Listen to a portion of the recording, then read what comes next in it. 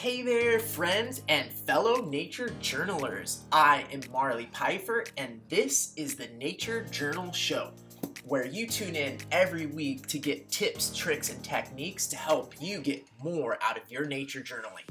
This week, I'm bringing a nature journal interview to you to help you understand some of the stories behind some of the other nature journalers in our community. I am super excited to share this conversation that I had with Fiona Gillogly. She is one of the awesome teen nature journalers in our community, and she has been nature journaling since age 13. She is 17 now and has filled almost 2,000 pages worth of journals. That's a lot, but don't worry, even if you are a beginner, there's a lot of gems of wisdom in this conversation and inspiration that we can take from Fiona's story. And if you stay all the way till the end, you'll get to hear some of the cool stuff she's been up to and how she combines birding and nature journaling. Hi Fiona, how's it going? Hi, doing good. How about you? Good. I'm super excited to talk to you and learn a little bit more about your nature journaling story. And I think first, I was really excited to ask you this question of could you just describe your ideal nature journaling session? Oh my God. Um, just somewhere with cool mysteries, somewhere beautiful. I have a lot of trails near my house where I live, and they've offered many wonderful spots to sit and journal. I really like to be sitting and kind of draw different pieces of the landscape, like a little landscape of like far away, and then maybe some flowers and maybe a bird that's singing over here. Mhm. So yeah, just a place with lots of mysteries. Cool. Well, that's great that your ideal nature journaling session is on a trail right by your house. That's pretty Yeah, awesome. I feel really blessed to live here. It's beautiful. Nice. And so, how did you get started in nature journaling in the first place? I met John Muir Laws when I was 13 years old at a field campus in the Sierra Nevadas. Beautiful serendipitous meeting. And yeah, I got started journaling from there. He introduced me to nature journaling and all the fun things you can do with it. And went out nature journaling with him for a whole weekend and learned all the different cool strategies for nature journaling. And I've been doing it ever since. Nice. So, how did you find out about that original that thing? How did you hear about it, or did your mom see it, or just decide Yeah, this would be I had cool? been to that field campus once before for a bird identification by song class, Hmm. and we heard about Jack from there. And my mom wanted to get me into his class, but his class is always full, Hmm. so that didn't happen. But we were going to swing by that field campus to say hi to another friend who was there, and we knocked on the door of the director's cabin, and Jack opened the door. So then we got to. He offered to give me a 1 hour drawing class for my birthday, Oh, um, nice. and was my birthday. And 1 hours turned into 4 hours and went on to almost that entire weekend was spent with him journaling. Um, Cool. yeah, that's how we kind of found out about that. That's so great. Um, so how old are you now? You I'm said you seven, started when you were 13? yeah, I'm 17 now. Great. Wow, that's super cool. So, what do you think what do other people your age think about your nature journaling interest?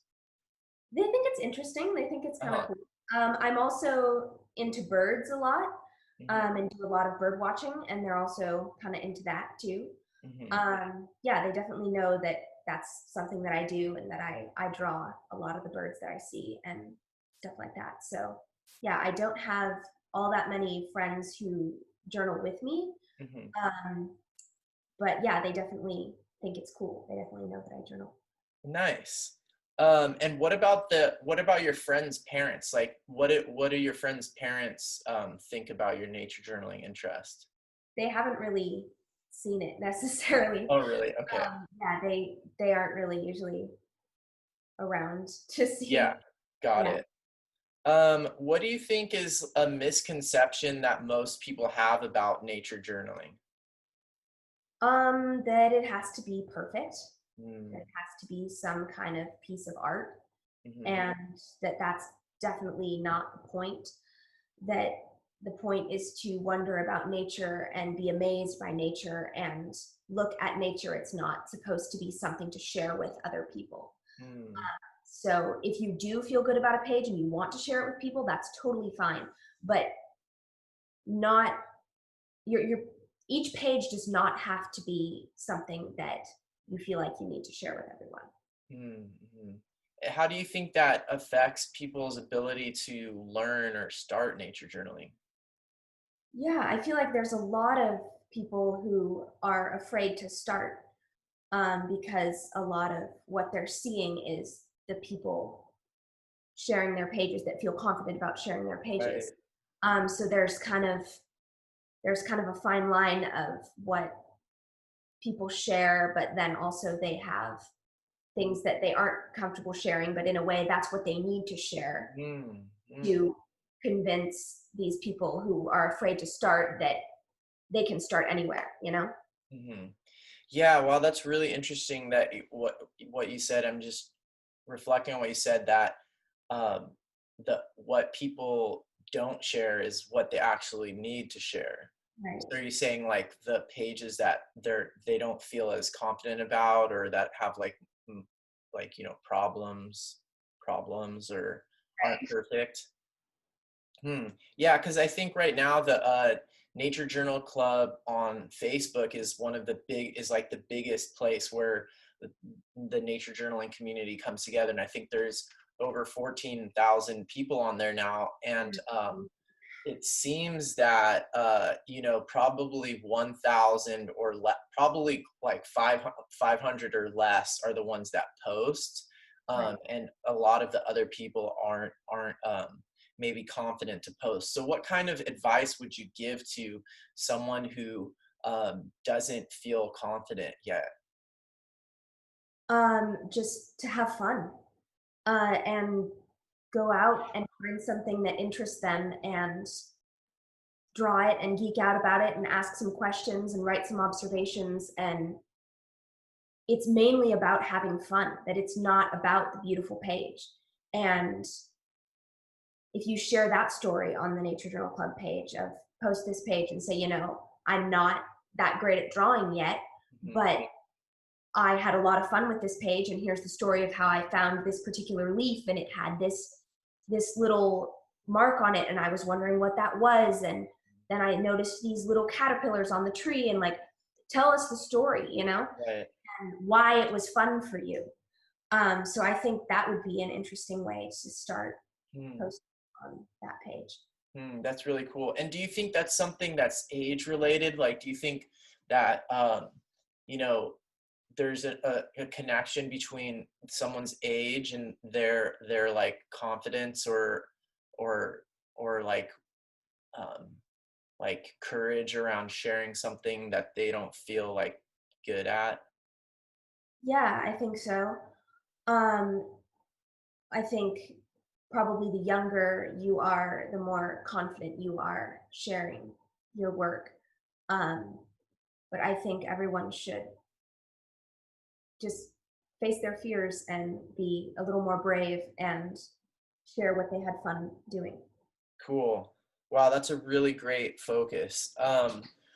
So what would you say has been your biggest challenge in your practice of nature journaling? Yeah, probably. I don't know. I'm not really sure. I've definitely had some problems with feeling like I'm not as good at drawing as I would like to be, which is Mm. a little counterintuitive to what I was saying before, but I definitely have those moments too of like, "Ugh, I wish I could draw this better. I can't represent it the way I want to." There's kind of that going on. So I'm definitely trying to like focus on what I feel the least good at in terms of drawing and try to draw that more. Mhm. Like a while ago, I was having a lot of trouble drawing succulents for whatever reason, and I have a lot of succulents in my garden.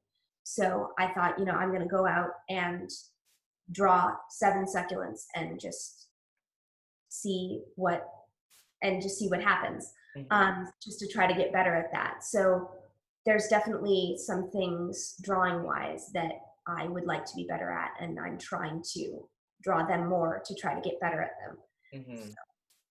Yeah, that's interesting. Um, so can you describe an event where, well, it seems like, would you say that nature journaling has affected like your personality or the way you see the world in general? Yes. A lot of what I do in my journal is I ask a lot of questions, and there's a lot of open-ended questions. I don't answer many of them, if any at all. Hmm. And that has also really helped me ask more questions about just things in general, not just in my nature journal. So yeah, I think it's affected how I am as a person. Also seeing beauty in the ordinary as well. Hmm. Uh, there's many things that, like, 10 years ago, I would have just walked right by that flower and not been like, oh my gosh, wow, if you really look at it, how beautiful it is. So it's really also trained me to see how beautiful things are, even in the things we see every day. Wow, that seems like a really, really powerful thing that could just increase the quality of people's experience, especially in today's world where we often, will take things for granted and just kind of like look for like the most beautiful thing. When in fact, if we just look more closely, we could realize that a lot of things are pretty amazing. Yeah. Cool. So can you think of a specific event where you did something different because of your nature journaling experience? Yeah. There have been many bird walks that I've been on that, in the birding community, there's a lot of push to see the really rare birds and the really cool birds and the vagrants and the strays and all fall migration and all that kind of stuff. Mhm. And so there's definitely been a lot of stuff where I will kind of hang back from the group and even watch the trash birds, as they call them, Mhm. the ordinary birds, Yeah. um, that they're still beautiful too. Yeah. Um, so in that kind of way of seeing beauty in the ordinary, uh, looking at even the acorn woodpeckers and the American robins, they're still very beautiful. So it's also really affected my birding, that I'm no longer just kind of tuning them out and being like, okay, where's the cool bird? Yeah. Um, so it's definitely affected my birding as well. That's so cool. And you just wrote, and didn't you just have an article published related to birding? Yeah, I had an article published in Birding Magazine in their June issue, about how nature journaling can improve your experience as a birder. That's so cool. Which focuses generally on that point as well, of finding beauty in the ordinary yet again, Mhm. of looking closer at birds that you see every day and finding out new things about them. Wow, yeah, that's really neat. So it seems like in so many ways, nature journaling has provided these tools that have even, had this like beneficial impact on other aspects of your life. So like from the outside, this sounds like so amazing. Um, and obviously I believe all the same stuff too. So I guess like what it makes me curious about is like, do you feel like you have, like, it feels like you've gained all of these kind of like superpowers almost in a way from practicing nature journaling. Do you think that you've had to sacrifice anything, or have you lost anything in your like commitment to nature journaling? I don't think so. I mean, I don't go as far on walks anymore. Mm, mhm. Because I walk 10 feet and sit down and I'm like, this piece of grass is so cool. And Uh-huh. then I draw it for 30 minutes and do a whole nature journal page about it and then keep walking. So I'm not getting as much exercise, but still having fun nonetheless. Yeah, so it seems like maybe nature journaling could yeah, it might like affect people's like long distance hiking goals, or Yes. I had a similar experience on a recent backpacking trip with my girlfriend where I just kept, we had like a goal of where we needed to get to that night, and to set up camp, but it was so hard because I didn't really want to like go that far. There Right. was so much interesting stuff all around us. Can we please stop to nature journal yet? Yeah. Wow. So, yeah, sort of on that same note, it seems like, there's all of these benefits that you've gotten from nature journaling. What do you think? I talk to a lot of parents who's who are really concerned about like their children's education because they really want their children to get the best education so that they have like possibilities, career possibilities, and stuff like that. And considering that they see the world as like very competitive, and that there's a real focus on like high tech skills and stuff like that. And even in some schools, they keep putting more and more pressure on like how much how much the kids have to learn and all of the things that they have to do to get into colleges and stuff like that. And it's so much harder to get into colleges than it used to be. So how do you think, like, what role do you think nature journaling can play, and how would you explain it to like a parent who's really focused on their kid being like a really high achieving student? Like, how would you explain the way that nature journaling, because these people have really full plates. They're trying to put them into sports and into music and into all of these extracurricular activities in addition to very rigorous academic classes. So like, how would you say nature journaling, why should they consider nature journaling important also? Yeah, I think it's a good tool to learn how to think as well. That it's not just an art project, it's also training you to ask questions, it's training you to observe more deeply, which are skills that can be applied across many different professions, regardless of what you're going to do when you grow up, you know? Mm, So it's not just going outside and drawing a bird and going home. Like, you can do so much more with it, and it's really training you to think. And I think that's really what makes it worth people's time, is that it's a way to train your brain to look more deeply at things. And it doesn't have to be nature. It can be politics, it can be law, like mm, it's not something that's specific to nature. You can ask questions and look more deeply and observe about anything. So I think that's really where it's important. mm. Wow, that's really cool. Do you think you have any pages that might show um, how nature journaling can help develop a way of thinking? Yeah, I was recently in the Sierras, and Mm. was watching there was a pileated woodpecker up the hill, and there were some baby peewees and also a robin nest as well. That was really cool to watch, and just asking questions about this particular peewee nest was like out on some dead sticks right out in the open. Uh-huh. I was really wondering, like, why would they build it there? What would prompt them to build that? Like, it Right. seems so incredibly vulnerable, and yet the nest was built in such a way and was just exactly the right color as the sticks, and it Mhm. blended in so beautifully. And Wow. so it just really kind of made me go, wow, like, if I were a bird, that's not where I would build my nest, but that's obviously where they decided to build. Mhm. And they knew they could camouflage it just beautifully even there. So that really surprised me and kind of made me think in a new way about birds and where they build their nests. Cool. So are those all questions that you have around the drawing there? So they're all little bubble question marks, Uh-huh. just asking questions about why is it here? Mhm. What did they build it out of to make it like exactly the same color? Mm. And like, even there was like a little fungus that was on a little orange fungus that was on one of the branches that was the same color as the baby's beaks. Oh, And wow. it was crazy, Yeah. the kind of exact same colors that were going on there. And that's like what completely camouflaged it. That's so cool.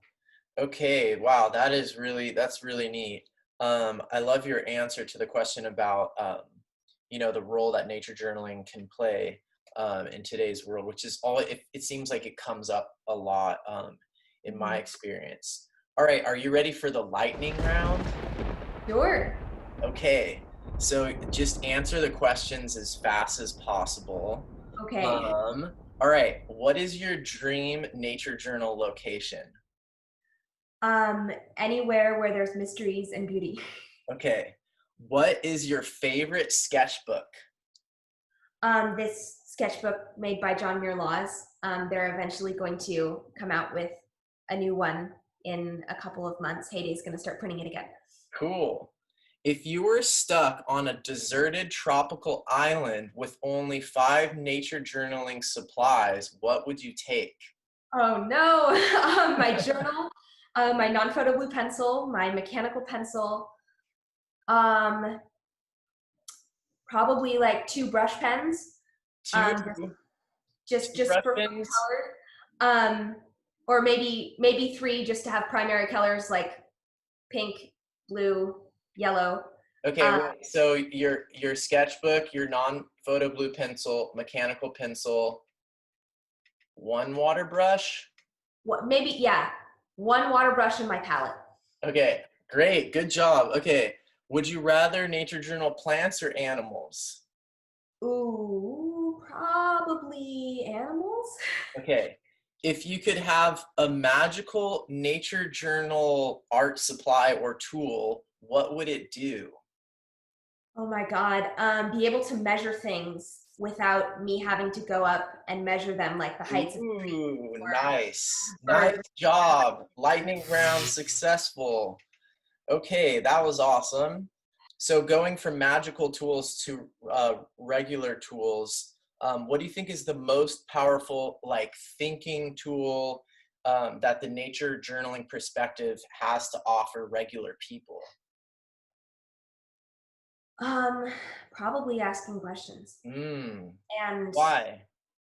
well, because we don't really ask questions in our culture. Like Mm, a lot of my friends don't ask questions, and it's weird because that's how you learn.